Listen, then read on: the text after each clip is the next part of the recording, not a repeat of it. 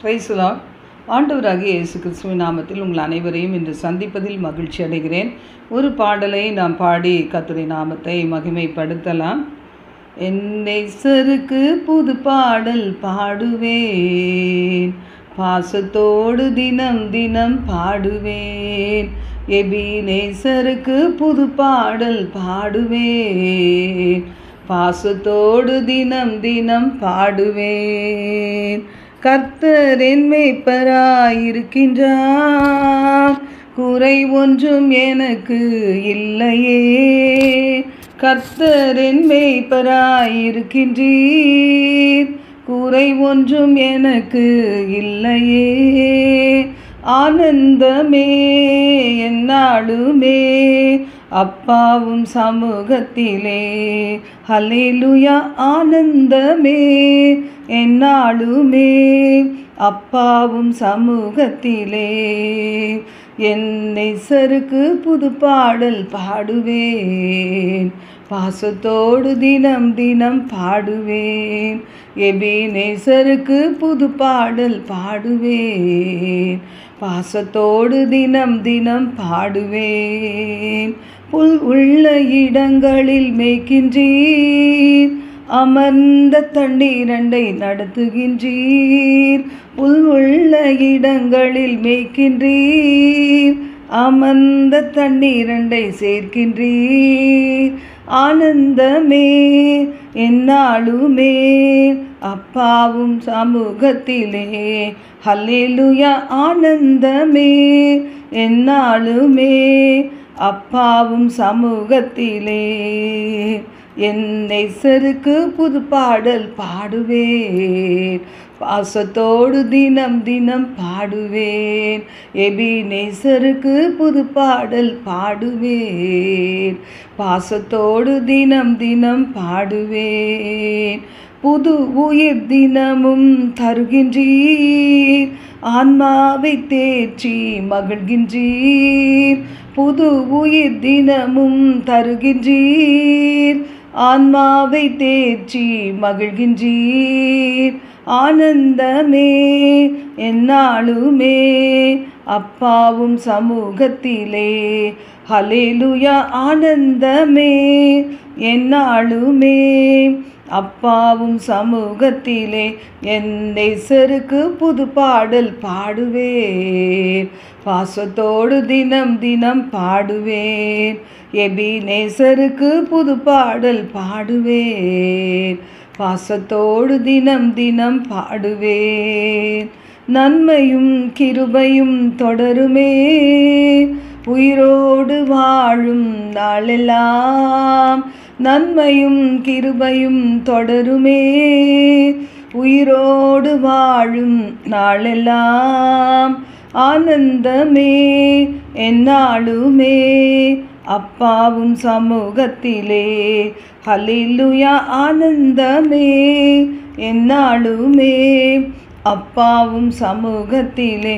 என் நேசருக்கு புது பாடல் பாடுவேன், பாசத்தோடு தினம் தினம் பாடுவேன். எபினேசருக்கு புது பாடல் பாடுவேன், பாசத்தோடு தினம் தினம் பாடுவேன். ஹல்லேலூயா. அன்பு தகப்பனே, உமக்கு நாங்கள் நன்றி செலுத்துகிறோம். அப்பா, மை துதிக்கிறோம். இந்த புதிய நாளைக்கான தேவன் கொடுத்த கிருபைக்காக நன்றி. இந்த வேளையில் எங்களோடு பேசுங்க, உங்கள் வார்த்தைகளை கொண்டு உயிர்ப்பீங்க. ஜீவ வசனங்களை பிடித்து கொண்டு உலக நாடுகள் எங்கும் தேசம் எங்கும் சுடர்விடும் ஆண்டவரே. அப்பா, பிரகாசத்தை வீசுகின்ற பிள்ளைகளாக நாங்கள் ஜீவிக்க ஒவ்வொருவருக்கும் கிருபை தாங்க. எங்களோடு தங்கியிருங்க. இயேசுவின் நாமத்தில் ஜெபிக்கிறோம் பிதாவே, ஆமென், ஆமென். இந்த நாளில் நான் பார்க்க போகிற செய்தியின் தலைப்பு, கர்த்தரின் அன்பு விசேஷமானது. ஏசாயா அதிகாரத்தில் 54 அதிகாரம் 5 முதல் 15 வசனங்கள். 54 முதல் 15 வசனங்கள். 54 5 முதல் 15. இதில் நாம் பார்க்கிறோம், உன் சிருஷ்டிகரே உன் நாயகர், சேனைகளின் கர்த்தர் என்பது அவருடைய நாமம்.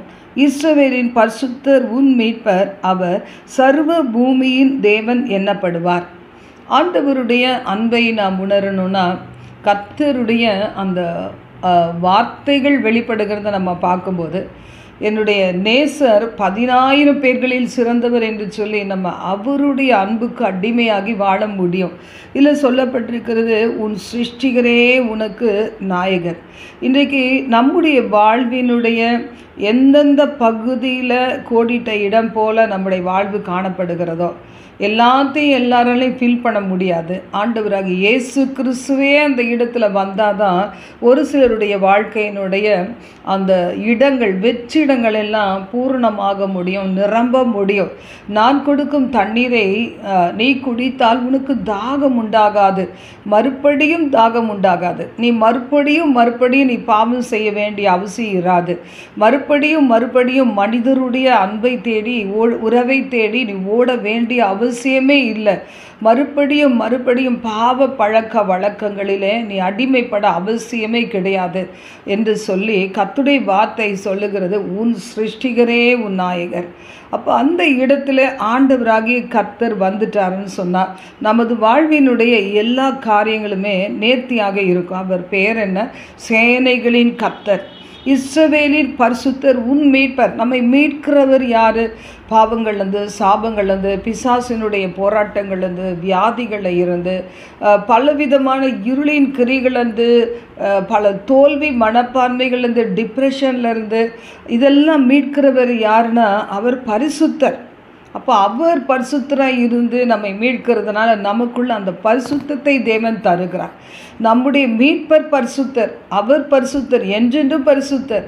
அதனால நாம் ஒரு நாளும் வழி விலகி போக மாட்டோம். அவர் நம்மை மீட்டு கொள்ளுகிறவர். அவர் சர்வ பூமியின் தேவன் என்னப்படுவார், சர்வ உலகத்தின் தேவன். எவ்வளோ இடங்களில் நாம் பிரிந்து கிடக்கிறோம், அநேக இடங்களில். இன்றைக்கி பிள்ளைகள் எல்லாரும் பெற்றோரை விட்டு எவ்வளோ தூரத்தில் அவங்க போயிடுறாங்க. அப்போ அவளை இணைக்கிறதுக்கு ஒரு பாலமாக சில நேரங்களில் பாருங்கள், அந்த இதில் வாட்ஸ்அப்போ வீடியோ கால் அது இதெல்லாம் இருக்குது. ஆனாலும் சில நேரங்களில் கூட நேராக பார்க்கறது போல் இருக்காது. ஆனாலும் கூட நம்ம என்ன செய்கிறோம், சரி அதில் சாட்டிஸ்ஃபை ஆகிறோம், திருப்தி ஆகிறோம். அதே மாதிரி தான் நம்முடைய ஆண்டவராகிய கர்த்தர் இப்படி ஒரு அழிந்து போகக்கூடிய மாறக்கூடிய உறவுகள் மேலே இவ்வளவு நமக்கு நம்பிக்கை இருக்குமானா மாறாத தேவன் மீது ஏன் நம்ம நம்பிக்கை வைக்கக்கூடாது? கர்த்தரை வார்த்தை சொல்லுகிறது, சர்வ பூமியின் தேவன். உலகத்தின் எந்த பகுதியிலிருந்து நீங்கள் இந்த செய்தியை கேட்டுக்கொண்டிருந்தாலும், கர்த்தரை நீங்கள் தெய்வமாக இருதயத்தில் ஏற்றுக்கொண்டிருந்தாலும், அவர் சர்வ பூமியின் தேவன். அவரால் பிரவேசிக்க கூடாத ஒரு இடமே கிடையாது. ஒரு மலையோ பள்ளத்தாக்கோ குன்றுகளோ இல்லைனா தீவுகளோ இல்லைனா எந்த தேசமோ எந்த மாவட்ட மாநில கிராம பட்டணங்களோ எந்த இடத்துலையுமே தேவன், சர்வ பூமியின் தேவன் பிரவேசிக்க கூடாத இடம் என்று ஒன்றுமே இல்லை. எதுவுமே அவர் கண்களுக்கு மறைவாகவே இல்லை. இன்னைக்கு நாம் அலைந்து திரிகிற காரியங்களை கூட ஆண்டவராகிய கர்த்தர் என்ன செய்கிறாரு? நன்கு அறிந்திருக்கிறார். கர்த்தருடைய வார்த்தை சொல்லுகிறது, கைவிடப்பட்டு மனம் நொந்தவளான ஸ்திரீயை போலவும் இளம் பிராயத்தில் விவாகம் செய்து தள்ளப்பட்ட மனைவியை போலவும் இருக்கிற உன்னை கர்த்தர் அழைத்தார் என்று உன் தேவன் சொல்லுகிறார். யாரையெல்லாம் அழைக்கிறார்? இன்னைக்கு பணம் இருக்கிறவங்க என்ன செய்வாங்க, தங்கள் தகுதிப்படி சில நண்பர்களையோ இல்லை தங்களுடைய சொந்தங்களையோ அழைப்பாங்க அவர்களுடைய வீட்டு விசேஷங்களில். ஆனால் ஆண்டவராகிய கர்த்தரோ அவரது அழைப்பு எல்லாமே யாருக்காக? கைவிடப்பட்டவர்கள், மனம் நொந்து போனவர்கள். ஒருவேளை ஒரு ஆசீர்வாதத்தை சுதந்திரித்து சில காலம் வாழ்ந்து அதற்கு பிறகு அந்த ஆசீர்வாதங்கள் இனி தன் வாழ்க்கையில் வரவே முடியாது என்கிற நிலைமையில் இருக்கிற பிள்ளைகளை கர்த்தர் அழைத்தேன் என்று சொல்லுகிறார். அப்போ அழைத்த தேவன் என்ன சொல்லுகிறார்? நான் கோபமாக இருக்கிறதுனால உன்னுடைய வாழ்வின் நன்மைகள் உன்னை விட்டு போயிடுச்சு நினைக்கிறியா? என் கோபம் எப்படிப்பட்டது? இமை பொழுது உன்னை கைவிட்டேன், ஆனாலும் உருக்கமான இரக்கங்களால் உன்னை சேர்த்து கொள்ளுவேன். ஆண்டவருடைய அன்பு இப்படிப்பட்டது. இமை பொழுது தேவன் கைவிட்டது போல காணப்படலாம், ஆனால் உருக்கமான இரக்கங்கள் உண்டு. யோசேப்பு கைவிடப்பட்டது போல காணப்பட்டது.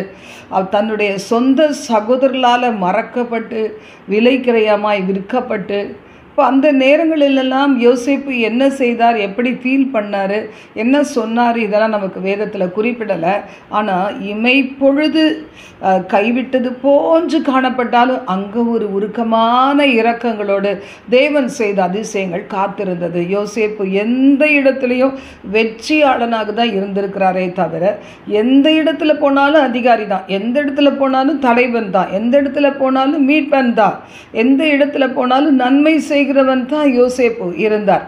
அப்போ பார்த்தீங்கன்னா இமை பொழுது ஒரு பிரச்சனை தாண்டி வரும்போது மறுபடி பொய் குற்றச்சாட்டு, இதை தாண்டி வரும்போது அடுத்த சோதனை. ஆனால் எல்லாவற்றின் நடுவிலையும் கர்த்தர் கூடவே இருந்தார். ஆண்டவருடைய வார்த்தை சொல்லுகிறது, அற்ப காலம் மூண்ட கோபத்தினால் என் முகத்தை இமை பொழுது உனக்கு மறைத்தேன். கர்த்தர் இமை பொழுது தன் முகத்தை மறைத்தா கூட உண்மையாய் தேவனோடு பழகி பார்க்கிற பிள்ளைகளால் தாங்கிக் கொள்ளவே முடியாது. எப்படி என்னுடைய ஆண்டவராகி இயேசு கிறிஸ்து பிதாவை நோக்கி, என் தேவனே ஏன் என்னை கைவிட்டீர் என்று சர்வ உலகத்தின் பாவம் தன் மீது விழுந்ததினால் பிதாவின் முகம் மறைக்கப்பட்ட போது கதறி அழுதாரோ, அப்படித்தான் உண்மையான தேவ பிள்ளை, ஆண்டவரோடு உறவாடி மகிழுகின்ற பிள்ளைகள் அவரது முகத்தை பார்க்கலனா, அவரது பிரசனத்தை உணரலனா அவர்களால் தாங்கிக் கொள்ளவே முடியாது. அதிகாலையில் நான் எழும்பணும், இரவு நேரத்தில் எழும்பி என் இருதயத்தை தண்ணீரை போல தேவ சமூகத்தில் ஊற்றிவிட வேண்டும் என்று சொல்லி தீர்மானித்து அந்த தீர்மானங்கள் சில நாட்களில் நடக்க முடியலை என்று சொன்னால் அவளால் அதை தாங்கிக் கொள்ளவே முடியாது. ஆனால் ஒரு சிலரோ இதையே அவர்கள் உலகத்தையே நாடி போகிறதுனால அவர்கள் ஆண்டவர் பிரசன்னத்தை பற்றி, அவரது வழி நடத்துதல், அவரது மேகஸ்தம்பம், அவரது ஆலோசனைகள், இதை பற்றி அவர்கள் பயப்படுகிறதே கிடையாது, கவலைப்படுறதும் கிடையாது. தன் விருப்பப்படியே வாழ்ந்து கொண்டு இருக்கிறாங்க. நான் வசனம் சொல்லுகிறது, என்னுடைய பிள்ளைகள் சிருஷ்டிகராய் நாயகராய், சிருஷ்டிப்பின் தேவன் நாயகராய் இருந்து யாருடைய வாழ்க்கையெல்லாம் நடத்துவேன் என்று கரம் பிடித்திருக்கிறாரோ அவர்களை பார்த்து ஆண்டவருடைய வார்த்தை சொல்லுகிறது, நித்திய கிருபையுடன் உனக்கு இறங்குவேன். சில சம்பவங்கள் நம் வாழ்க்கையில் ஃபேஸ் பண்ணும்போது, அதை சந்திக்கும் போது நாம் என்ன நினைக்கிறோம், கர்த்தர் கோபம் என் மேலே இருக்குதுன்னு நினைக்கிறேன், அதனால்தான் அப்படின்னு சொல்லி. ஆனால் ஆண்டவர் சொல்கிறாரு, என்னுடைய கோபம்லாம் ஒரு செகண்டு தான் அப்படின்னு சொல்லி. குழந்தைங்க பார்த்தீங்கன்னா தன்னை ஒருவேளை அடித்து இல்லைன்னா திட்டினா கூட என்ன செய்யும், அந்த பிள்ளைங்க கொஞ்ச நேரம்தான் கோபமாக இருக்கிறது போல், தான் நினைத்த பொருள் கிடைக்கலனா கோபமாக இருக்கிறது போல் இருப்பாங்க.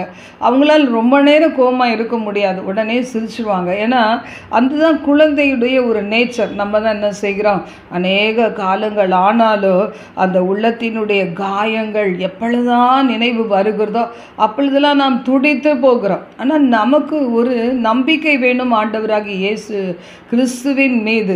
எந்த பாதையில் நடந்தாலும் என்னுடைய ஆண்டவர் எனக்கு தூரமானவர் கிடையாது. அதனால்தான் அந்த அருமையான பாடல் உண்டு, பாரங்கள் என்னை அழுத்தும் போது உன் பாதத்தை நான் பற்றிக்கொள்வேன் என்று சொல்லி. அப்படி நாமும் கூட பாரங்கள் அழுத்தும் போது, பிரச்சனைகள் சூழும்போது, கடன் சுமைகள் சூழ்ந்து கொள்ளும்போது, வட்டி பிரச்சனைகள் சூழ்ந்து கொள்ளும்போது, சரீரத்தில் வியாதிகள் நெருக்கும் போது, கைவிடப்பட்ட நிலைமையின் போதெல்லாம் நம்முடைய ஆண்டவராகிய கர்த்தரை சார்ந்து கொள்ள வேண்டும், இன்னும் கிட்டி சேர வேண்டும். கர்த்தருடைய வார்த்தை சொல்லுகிறது, நித்திய கிருபையுடன் உனக்கு இறங்குவேன். நகோமிக்கு இறங்கினார். மாறாள் போல கசந்த வாழ்க்கை தான் இனிமே என்று நினைத்திருந்த அவளுக்கு சந்தோஷத்தை கொடுத்தார், அற்புதம் செய்தார். இன்றைக்கு கர்த்தருடைய வார்த்தை சொல்லுகிறது, என் கோபம் எப்படிப்பட்டதுன்னா, அன்னைக்கு ஜலப்பிரளயம் வந்து எல்லா ஜனங்களும் அழிக்கப்பட்டு, நோவாவும் அவனுடைய குடும்பத்தினரும் ஒரு சில மிருக ஜீவன்கள் இதெல்லாம் காப்பாற்றப்பட்டு மற்றவைகள் அழிக்கப்பட்டு ஆங்காங்கு அந்த ஜலப்பிரளயத்தில் தவித்து அது மரித்து அந்த பிரேதங்களை பார்க்கும்போது ஆண்டவர் மனதுருகினார். ஐயோ, நான் இந்த ஜனங்களை ஏன் அழித்தேன், அழிக்க மாட்டேன், இனிமே அழிக்க மாட்டேன். ஏன்னா மனுஷ இருதயம் எப்போவுமே பொல்லாதது தான், அதனால் நான் கோபப்பட மாட்டேன் என்று சொல்லி அவர் எப்படி நம்மோடு கூட ஆணையிட்டு இனிமேல் நாம் கோபம் கொள்வதில்லை, உன்னை கடிந்து கொள்வதில்லைன்னு ஆணையிட்டாரோ, ஒரு நல்ல ஒரு ரெயின்போ அந்த வானவில்லை வானத்தில் வைத்தார். அதே போல் இன்றைக்கு வைத்து அவர் சொல்லுகிறார், உன்னோடு பண்ணின நான் உடன்படிக்கையை நான் மறக்கவே மாட்டேன், உனக்கு ஆணையிட்டேன், இனிமேல் அப்படி செய்ய மாட்டேன்னு சொல்லி. நம்ம எத்தனை முறை சொல்லுவோம் பார்த்தீங்களா, ஆண்டவரை பார்த்து இனிமேல் செய்ய மாட்டேன் ஆண்டவரே, இனிமேல் செய்ய மாட்டேன்னு சொல்லுவோம். ஆனால் அதுதான் செய்து கொண்டே இருப்போம். அதனால தான் தீர்மானம் எடுக்கவே பயப்படுவாங்க அநேகர். 2025 வந்துருச்சு, நாம் அநேக தீர்மானத்தை எடுக்கலாம், ஒருவேளை நான் அந்த தீர்மானத்தில் நான் ஸ்டடியாக இருப்பேனா, முடியுமா முடியாதா என்று அநேகர் நினைப்பாங்க பாருங்கள். ஆனால் ஆண்டவர் சொல்கிறாரு, நான் உன்னோடு பண்ணின உடன்படிக்கை நான் என்ன செய்ய மாட்டேன், ஒரு நாளும் நான் விடவே மாட்டேன், மாற மாட்டேன், மனம் மாற மாட்டேன்னு சொல்கிறாரு. இப்போ மலைகள் விலகினாலும் பர்வதங்கள் நிலை பெயர்ந்தாலும், இதெல்லாம் பெயரக்கூடியது, மறையக்கூடியது, உருட்டி தள்ளப்படக்கூடியது. ஒரு நாளில் நம்ம இப்போ கொஞ்சம் காலங்களுக்கு முன்னாடி நம்ம பார்த்தோம் பாருங்கள், மழையில் என்னாச்சு, பெருமழை, பெரிய காற்று, அப்படியே மேலேருந்து அப்படியே அந்த மலைகள், அந்த சின்ன சின்ன அந்த கற்பாறைகள் எல்லாம் அப்படியே உருண்டு வந்து அநேகரை அப்படியே அழித்து போட்டது, அவர்களை கண்டுபிடிக்க முடியல, அப்படிலாம் நம்ம பார்த்தோம். அப்போ இதெல்லாமே மாறக்கூடியது. இந்த கடைசி காலங்களில் பூகம்பங்கள் எத்தனை வருகிறது, எத்தனை விதமான கடல் சீற்றங்கள், இயற்கையில் மாறுதல்கள், எவ்வளோ விதமான பழக்கும் கொள்ளை நோய்கள், பயங்கரங்கள் சம்பவித்து கொண்டு இருக்கிறது. ஆண்டவருடைய வார்த்தை சொல்லுகிறது, மலைகள் விலகட்டும், பர்வதங்கள் நிலை பெயர்ந்து போகட்டும், ஆனால் என் சமாதானத்தின் உடன்படிக்கை நிலை பெயராது, என் கிருபை உன்னை விட்டு விலகவே விலகாது. எவ்வளோ நாள் வரைக்கும் கிருபை? அடிக்கடி நான் நினைத்து பார்ப்பேன், என் ஜீவனுள்ள நாளெல்லாம் நன்மையும் கிருபையும் என்னை தொடரும், எனக்கு பாக்கியமும் நன்மையும் உண்டாயிருக்கும். இந்த வார்த்தையின்படி கர்த்தர் நம்மை நடத்துவதற்காக அவரையே நம் மேய்ப்பராக வைத்துக்கொள்ள வேண்டும். வேறு ஒரு மேய்ப்பனுடைய சத்தத்தை கேட்கக்கூடாது. நல்ல ஆடுனா தனக்கு போஜனம் கொடுத்து, தன்னை பராமரித்து பாதுகாத்து, தண்ணீர் கொடுத்து, நல்ல ஒரு ஷெல்டர் கொடுத்து காப்பாற்றுகிற மேய்ப்பனுக்கு துரோகம் பண்ணவே பண்ணாது.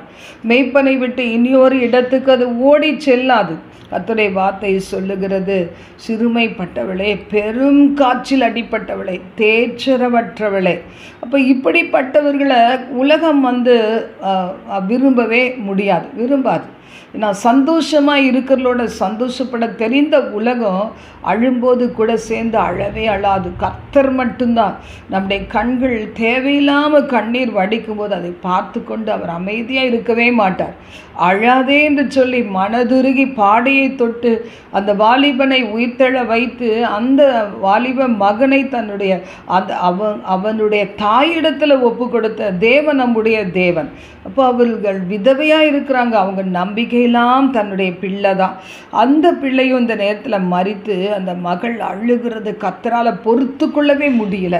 இன்றைக்கு அந்த தேவன் தான் உங்களை நேசிக்கிறார். அவர் சொல்கிறாரு, உன் பலைகணிகளை பளிங்கும், உன்னுடைய வாசல்களை மாணிக்க கற்களும், உன் மதில்களையெல்லாம் உச்சிதமான கற்களும் ஆக்குவேன். எவ்வளவோ பயங்கரமான மோசமான சூழ்நிலைகளில் இருக்கிற அநேகம் பிள்ளைகளுடைய குடும்பத்தில் பாருங்கள், அந்த குழந்தைங்க கர்த்தரை ஏற்றுக்கொண்டா, அந்த கணவன் மனைவி எங்களிடத்தில் ஒன்றுமே இல்லை, குறைந்த வருமானம், குறைந்த படிப்பு, குறைந்த அந்தஸ்து, மனிதர் கண்களை தயவு கிடைக்க முடியாத நிலைமை, ஆனால் உங்களை பற்றி கொள்ளுகிறோன்னு சொல்கிறாங்கல்ல, அவங்களுடைய குடும்பத்தில் தேவன் செய்கிற அதிசயங்களெல்லாம் எப்படி இருக்கும்? பிந்தின திராட்சை ரசத்தின் இனிமை எப்படி இருந்துச்சோ அப்படித்தான் இருக்கும். கர்த்தருடைய வார்த்தை அதான் சொல்லுகிறது, நான் என்ன செய்கிறேன், உன்னுடைய நம்பிக்கைக்கு ஒரு அளவு கூட, ஒரு துளி கூட இடமில்லாத நிலைமையில் சாதாரண உன்னுடைய வாழ்க்கையை ஒளி வீச செய்வேன் என்று சொல்லுகிறார். சில நேரங்களில் தாயும் தகப்பனும் அப்படி தான் தன் பிள்ளைகளை ஒப்பு கொடுத்துருவாங்க. நானும் படிக்கலை, என் ஹஸ்பண்ட் ரொம்ப படிக்கலை, ஆனால் ஆண்டவரே இவர்களுக்கு நீர் ஞானத்தை கொடுத்து புத்தியை கொடுத்து உயர்ந்த அடைக்கலத்திலே வையுன்னு சொல்லி உபவாசித்து ஜெபித்து தேவனை அலட்டி கொண்டே இருக்கிறாங்கன்னா, அந்த தாய் தகப்பனுடைய கண்ணீரை பார்த்து அவருடைய சந்ததி பாருங்கள் மிகவும் அதிகமாய் உயர்ந்த அடைக்கலத்திலே வைக்கப்படும். ஆனால் என்ன வேணும்னா, அந்த சந்ததி தேவனுக்கு நன்றி அறிதல் உள்ளவர்களாக இருக்க வேண்டும். கொஞ்சம் சிந்தித்து பார்த்தா வாலி பிள்ளைகளுக்கு தெரியும், உங்கள் அம்மா அப்பாவை விட மேலான ஞானம் பெற்றிருக்கிறீங்க, மேலான அறிவு பெற்றிருக்கிறீங்க, நல்ல ஸ்கூல்ஸில் காலேஜஸில் உங்களுக்கு செலவுகள் பண்ணி உங்களை படிக்க வைக்கிறாங்க. அதை கூட நீங்கள் சரியாக செய்யலைன்னா என்ன யோசித்து பார்க்கணும். எத்தனையோ எத்தனையோ பிள்ளைகள் தாயச்சொல்லாய் தகப்பனச்சொல்லாய் அவர்களை படித்தாதான் அவங்களுக்கு ஒரு நல்ல எதிர்காலம்னு அறியாத ஒரு தாய் தகப்பனாக இருப்பாங்க பாருங்கள். சின்ன வயசுலேயே அந்த பிள்ளைகளை வேலைக்கு அனுப்பிட்டு அவர்கள் படிக்க விடாமல் தடுத்து நிறுத்தலாம் இருப்பாங்க. நீ என்ன பண்ண போகிற படித்து, என்ன மாதிரி தான் நீ வாழ போகிறேன்னு சொல்லி அந்த குறுகின மனப்பான்மையிலே இருக்கிறாங்க. ஆனால் ஏன் அப்பா அம்மாவும் அப்படி இல்லையே? யோசித்து பார்த்தா அந்த பிள்ளைகள் என்ன செய்வாங்க? அந்த நேரத்தில் பயன்படுத்தி கொள்ளுவாங்க. கர்த்தருடைய வார்த்தை சொல்லுகிறது, நீ ஒருவேளை அப்படிப்பட்ட நிலைமையில் இருக்கிறியா? உன்னால் முடியாதா? உன் பலவீனம் ரொம்ப தாக்குதா, பயமுறுத்துதா, பகலிரவு பாரு உனக்கு தூக்கமே வரலையா? நீ என்னிடத்துல சொல்லிடு, என்கிட்ட ஒப்பு கொடுத்து விடு. நான் உன்னை காண்கின்ற தேவன். எந்த இடத்துல இருந்தாலும் நான் உன்னை காண்கின்ற தேவன். தண்ணீரை கடக்கிறியா, ஆறுகளை கடக்கிறியா, அக்னியிலே நடக்கிறியா? இன்னைக்கு கூட எங்களுடைய ஜெப நடத்துவதற்கான ஒரு சபைக்கான இடத்தை நாங்கள் தேடி அலைகிறோம். ஆனால் நாங்கள் இருக்கிற பகுதி முழுவதும் கிறிஸ்தவங்களுக்கு கூட வீடே கொடுக்காத ஒரு ஏரியா தான். அதற்கு நடுவில் தேவன் ஒரு அற்புதம் செய்து அருமையான ஒரு இடத்தை தேவன் நிச்சயம் தருவார். அதுக்கு அலைந்து திரியும் போது நாம் என்ன நினைக்கிறோம்? நான் நினைப்பேன், ஆண்டவரை ஏன் கூட வரீங்க, அவங்க வேணாம் அப்படின்னு சொல்லும்போது, நாங்கள் இடமில்லை என்று சொல்லும்போது தான் நீங்கள் ரிஜெக்ட் ஆகுறீங்க, நீங்கள் வெளியே அனுப்பப்படுறீங்க. நான் ரெண்டாவது தான் ஆண்டவரை உங்களுக்குள்ள மறைந்து வெளியே வருகிறேன். ஆனாலும் ஆண்டவராகிய கர்த்தர் வைத்திருக்கிற உன்னதமான நோக்கங்கள் ஒருபோதும் என்ன செய்யாது, அது மாறி போகிறதே கிடையாது. இப்போ கர்த்தருடைய வார்த்தை சொல்லுகிறது, அப்படி நீங்கள் சரண்டர் பண்ணிட்டீங்கன்னா ஆண்டவர் ஒரு நாள் உங்களை கைவிடவே மாட்டார். கர்த்தருடைய வார்த்தை சொல்லுகிறது, பிள்ளைகள் எல்லாரும் கர்த்தரால் போதிக்கப்பட்டு இருப்பார்கள், பிள்ளைகளுடைய சமாதானம் பெரிதாக இருக்கும். இன்னைக்கு ஒரு வீட்டில் 2 பிள்ளைகள் இருக்கலாம், 3 பிள்ளைகள் இருக்கிறான், இல்லை ஒரே ஒரு பிள்ளை தான் கடவுள் உங்களுக்கு கொடுத்துருக்கலாம். ஆனால் அந்த பிள்ளை குறித்து அந்த பிள்ளை ஒரு நோயாளியாக இருந்தால் உங்களுடைய கண்களில் கண்ணீர் வரும். ஒருவேளை அந்த பிள்ளை படிக்கலைன்னா என்ன செய்வீங்க? நம்ம வீட்டில் என்ன பண்ணாலும் சரி, ஆனால் அங்கே ஸ்கூல்ஸில் போயிட்டு கெட்ட பெயர் வாங்கிட்டு வரும்போது எவ்வளோ மன நொந்து போகும்.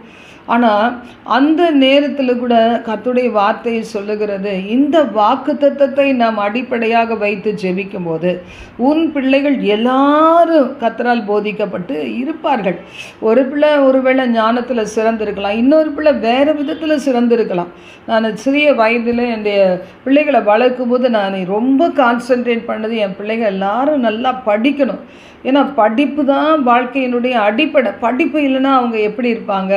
நல்ல ஒரு பொசிஷன் அச்சீவ் பண்ண முடியாது என்று சொல்லி நினைத்து அநேக காரியங்கள் அவர்களுக்கு ஒன்று போல் இப்போ எல்லாமே ட்ரைனிங் கொடுத்தாலும் அதில் எல்லாருமே ஒன்று போல தான் படிப்பாங்க அப்படின்னு கிடையாது. ஆனால் ஆண்டவருடைய வழி நடத்துதலை பார்க்கும்போது பிந்தினோர் முந்தினோராயும் முந்தினோர் பிந்தினோராயும் தான் நான் பார்க்க முடிகிறது. இப்போ கர்த்தருடைய வார்த்தை சொல்லுகிறது போல் நீங்கள் எந்த பிள்ளையை குறித்து, இல்லை சரீரத்தின் எந்த அவயவத்தின் வேதனை குறித்து நீங்கள் ரொம்ப சிந்திச்சு பயந்து கொண்டு இருக்கிறீங்களோ, ஆண்டவருடைய வார்த்தை சொல்லுகிறது, அந்த இடத்துல உனக்கு சமாதானத்தை தருவேன். சமாதானம் பெரிதாக இருக்கும். நம்முடைய நேச்சர் என்ன அப்படின்னா, ஒரு சின்னதுலேயே மிரண்டு போயிடுவோம் பாருங்கள். இன்றைக்கி என்ன செய்கிறாங்க? நிறைய அனௌன்ஸ்மெண்ட் பண்ணுறாங்க. அப்படி வந்தது, இப்படி வந்தது, இது வந்தால் அப்படி, அது வந்தால் இப்படி, டிசீஸு, இதை சாப்பிட்டா இப்படி ஆயிரும், அதை சாப்பிட்டா இப்படி ஆயிரும் என்று சொல்லி. ஆனால் கர்த்தருடைய வார்த்தை என்ன சொல்லியிருக்கிறது? உன் அப்பத்தையும் உன் தண்ணீரையும் நான் ஆசீர்வதிப்பேன், வியாதி உனது விலக்குவேன், எகிப்திற்கு வரப்பண்ணின வியாதிகளில் ஒன்றையும் நான் உனக்கு வரப்பண்ணேன், நானே உன் பரிகாரியான கர்த்தர். அப்போ உள்ளத்தின் ஆழத்தில், சிந்தனையின் ஆழத்தில் நம்மை அலைக்கழிக்கிற காரியங்களை இந்த வார்த்தையின் மூலமாக ஜெயிக்க முடியும். எப்போ இந்த வார்த்தையின் நன்மைகள்? அவரது வார்த்தைக்கு கீழ்ப்படிந்து நடக்கும்போது. ஆண்டவருடைய வார்த்தைகள் எப்படிப்பட்டவைகள்? நம் கை கொள்ள முடியாத வார்த்தைகளே கிடையாது. பாரமானவைகளை கர்த்தர் நமக்கு சுமத்தவே மாட்டார். உலகம் சுமத்தும், நீ அதை செஞ்சாதான் இதை செஞ்சாதான் அப்படி சொல்லி. ஆனால் கர்த்தர் நம்ம செய்ய முடியாத ஒன்றை நமக்கு சொல்லுகிற தேவன் அல்ல. அப்போ அதை நாம் புரிந்து கொண்டா, இந்த ஆண்டவருடைய அன்பு எவ்வளோ விலையேற பெற்றது, இதை அறியாமல் நான் உலகத்தில் நான் திரிந்து கொண்டிருந்தேனே என்று சொல்லி மனசில் நிச்சயமாக உங்களுக்கு தீர்மானம் வரும். ஆண்டவர் மேலே வைக்கிற அன்பினால் தான் இன்னைக்கு வரைக்கும் ஜெயிக்க வைத்திருக்கிறார் கர்த்தராகிய தேவன். மனம் மடிவு வந்தாலும் அதை தாங்கிக் கொள்வதற்கும் அதை தப்புவிக்கிறதுக்கும் கூடவே இருக்கிறார் தேவன். அப்போ கர்த்தருடைய வார்த்தை 14ஆம் வசனம் சொல்லுகிறது, நீதினால் சிறப்பட்டிருப்பாய், கொடுமைக்கு தூரமாவாய், பயமில்லாதிருப்பாய், திகிலுக்கு தூரமாவாய், அது உன்னை அணுகுவது இல்லை அப்படின்னு சொல்லியிருக்கு. அப்போது நாம் என்ன செய்ய வேண்டும்? நாள்தோறும் தேவனுடைய நீதினால் சிறப்பட வேண்டும், நீதியை தேட வேண்டும், சமாதானத்தை தேட வேண்டும், அநீதியை விட்டுவிட வேண்டும், அநியாயங்களை விட்டு மனம் திரும்ப வேண்டும். அப்போ நீதினால் ஸ்திரப்பட்டிருப்பாய், கொடுமைக்கு எப்படி இருப்பாய்? தூரமாவாய். அப்போ ஆகாமியத்தின் கொடுங்கோல் நம்முடைய சந்ததி மேலே நிற்காது. எப்போனா நாம் அநியாயம் செய்யாமல் இருந்தா. யோசித்து பாருங்கள், நான் அநியாயம் செய்யாமல் இருந்தால் என் சுதந்திர பிள்ளைகள், என் சுதந்திரத்தின் மீது அந்நியர் ஏதோ அவங்க ஒரு நுகத்தை வச்சு ஒரு பாரத்தை வச்சு அவர்களையும் என்னுடைய பிள்ளைகளையும் அவங்க ஆண்டு கொண்டு நடத்துவதற்கு எந்த அதிகாரம் இல்லை. வார்த்தை சொல்லுகிறது, நீ நீதியின் பாதையிலே நடந்தால். இன்னைக்கு நாம் எப்படி நடக்கிறோம்? பெற்றோர் எப்படி நடக்கிறோம்? நீதியினால் சிறப்பட்டிருப்பாய், கொடுமைக்கு தூரமாவாய், பயம் இல்லாதிருப்பாய், திகிலுக்கு தூரமாவாய், அதனை அணுகுவதில்லை. சில நேரங்களில் பாருங்கள், நம்மளால் இந்த பாதையை மேற்கொண்டு வாழ முடியுமான்னு நம்ம நினைப்போம் பாருங்கள். ஆனால் நம்மளை இன்னும் உயிர் வாழ தான் வச்சிருக்கிறாரு. எவ்வளோ பெரிய அதிசயம்! நம் இருதயம் மென்மையான இருதயமாக இருக்கலாம், உங்கள் இருதயம் மென்மையாக இருக்கலாம், தாங்கிக் கொள்ள திடனற்றதாக இருக்கலாம், அதெல்லாம் தெரிந்து கூட உலகம் உங்களை நொறுக்கலாம். ஆனால் கர்த்தருடைய வார்த்தை சொல்லுகிறது, நீதினால் நீ சிறப்பட்டிருப்பாய், கொடுமைக்கு தூரமாவாய், பயம் இல்லாதிருப்பாய், திகிலுக்கு தூரமாவாய். அது உனக்கு என்ன செய்யாது? அது உன் பக்கத்திலே வராது, உன் பக்கத்திலே வராது என்று கர்த்தருடைய வார்த்தை சொல்லுகிறத நம்ம பார்க்கிறோம். அது மட்டும் இல்லை, 15ஆம் வசனம் சொல்லுது, இதோ உனக்கு விரோதமாய் கூட்டம் கூடினால். இன்றைக்கி அநேக நேரத்தில் யோபு கூட சொல்கிறார் பாருங்கள், அநேகருக்கு நான் ஒரு ஏளனமான கிண்ணற பாடலானேன், அவர்களுக்கு ஒரு பரியாசமானேன், அநேகர் உட்கார்ந்து அவதூறு பண்ணுகிறார்கள், அதையெல்லாம் இந்த காது கேட்க தான் செய்கிறது.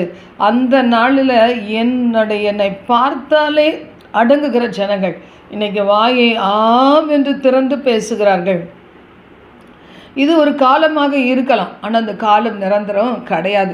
வசனம் சொல்லுங்க, உனக்கு விரோதமாய் கூட்டம் கூடினால் அது என்னாலே கூடுகிற கூட்டம் அல்ல, எவர்கள் உனக்கு விரோதமாய் கூடுகிறார்களோ அதெல்லாம் உன் பட்சத்தில் வருவாங்க.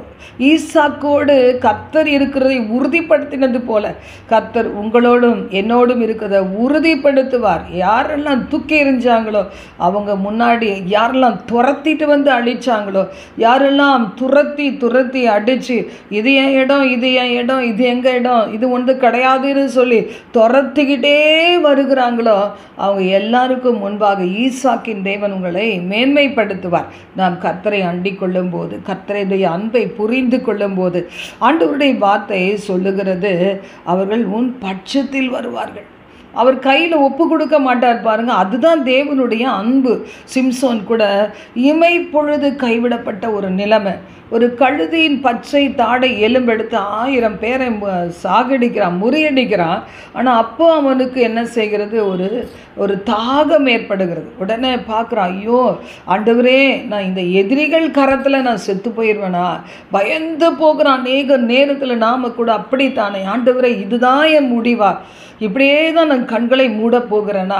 அந்த யாக்கோபின் ஆவி உயிர்ப்பிக்கப்பட்டது போல எனக்கும் ஒரு நல்ல காலம் இருக்கிறதா என்றெல்லாம் நம்ம நினைப்போம் பாருங்கள். ஆனால் ஆண்டவருடைய வார்த்தை சொல்லுகிறது, அது அந்த சிம்சோன் அழுத போது, ஆண்டவரே என்று கதறின போது, தாகத்தினால் நான் சாக வேண்டுமோ அப்படின்னு சொல்லும்போது லேகியின் பள்ளத்தை திறந்து அவர் அதை பிளக்க பண்ணி தண்ணீரை கொடுத்து அந்த சிம்சோனுடைய தாகத்தை தீர்த்து அவனை வாழ வைத்தார். ஆனால் சிம்சோனுக்கு என்ன இல்லை?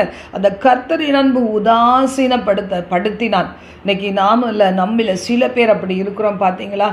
மரண பள்ளத்தாக்கில் கடந்து போய் ஜீவனை கொடுத்து வெளியே கொண்டு வருவார்.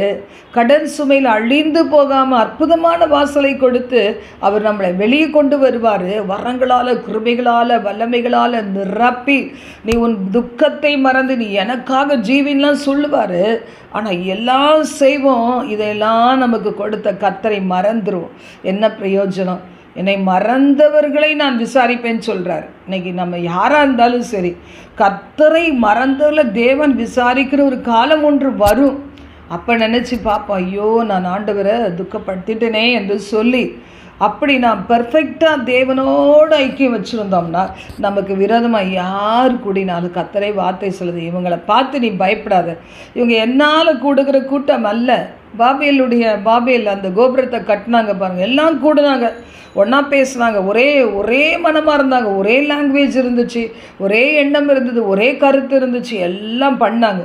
ஆனால் ஆண்டவர் பார்த்தார், இவனுங்க நம்மளை தள்ளி இவனுங்க என்னமோ பண்ணுறானுங்களே, நம்ம போய் பார்ப்போன்னு போய் பார்த்து என்ன செய்தார், ஒருத்தன் பாஷையை அர்த்தம் புரிய முடியாமல் தாறுமாறுகளின் ஆவி அனுப்பிட்டார்.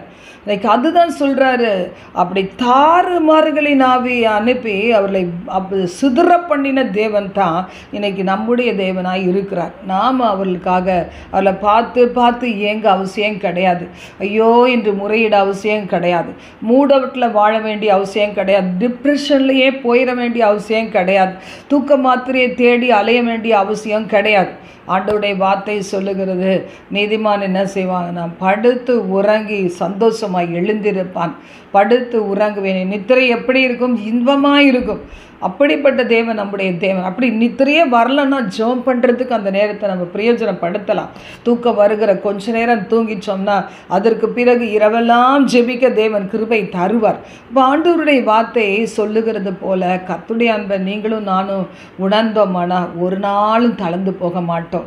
அதனால் இந்த ஏசாயா அதிகாரத்தில் சில சாப்டர்லாம் அப்படி தான் மிகுந்த ஆறுதலான ஒரு வாக்குத்தத்தங்கள் நிறைந்த ஒரு பகுதி. அப்போ அதை நாம் வாசிப்போம், இதெல்லாம் நம்ம உள்ளத்தின் ஆழத்தில் மெமரைஸ் பண்ணி அதை மனப்பாடம் பண்ணிக்கிட்டு நம்ம அப்ளை பண்ணும்போது, அதை வைத்து நம்ம ஜெபிக்கும் போது, அதை வைத்து நம்ம ஸ்தோத்தரிக்கும் போது, துதி பாடும்போது இந்த வார்த்தைகள் எல்லாம் நம்முடைய வாழ்க்கையில் நிறைவேறும். ஜெபிக்கலாமா? எங்கள் பரலோக தேவனை, இந்த சத்தம் கேட்ட தமது பிள்ளைகள் ஒவ்வொருவரையும் ஆசீர்வதிங்க, உயர்ந்த அடைக்கலத்திலே வைங்கப்பா. என் ஆண்டவரே உமக்கு நன்றி நன்றி நன்றி நன்றி நன்றி நன்றி. வறட்சியாய் இருக்கிற அவர்களுடைய உள்ளங்களில் சிந்தனைகளை உங்களுடைய அன்பு கட்டவிழ்க்கப்படுவதாக, உங்களுடைய அன்பினுடைய வார்த்தைகள் கட்டவிழ்க்கப்படுவதாக. உங்கள் பிள்ளைகளை மார்போடு அணைத்து முத்தமிட்டு ஒரு மகிமையின் நாட்களை காணும்படியான காலங்களை நீர் கொடுத்து அதை அனுபவிக்கத்தக்க தீர்க்காயுசையும் நல்லாரோக்கியத்தையும் கொடுப்பீராக. அவளை அப்படியே சிதைத்து போட்டு அழித்து விட வேண்டும் என்று துடிக்கிற சத்துருக்களை ஆண்டவரை உங்கள் கையில் கொடுக்குறோம். யுத்தம் உங்களுடையது ஆண்டவரே. நாங்கள் நீதினால் சிறப்பட்டிருக்க, கொடுமைக்கு தூரமாக, பயமில்லாது இருக்க, திகிலுக்கு தூரமாக, அது எங்களை அணுகாதபடி பாதுகாக்கிற தேவன் கரத்தில் அடங்கி இருக்க அப்பா நீங்கள் உதவி செய்யுங்க. இந்த நாளெல்லாம் ஜெயத்தை கொடுத்து ஆசீர்வதிங்க. எல்லா டிப்ரெஷன்லாம் போட்டு ஒரேஸ்லாம் போட்டு கர்த்தர் அவங்கள நல்லா துதிக்கிறதுக்கு ஆராதிக்கிறதுக்கு உதவி செய்யுங்க, ஆசீர்வதிங்க. இயேசுவின் நாமத்தில் ஜெபிக்கிறோம் ஜீவனுள்ள நல்ல பிதாவே. ஆமென் ஆமென். God bless you.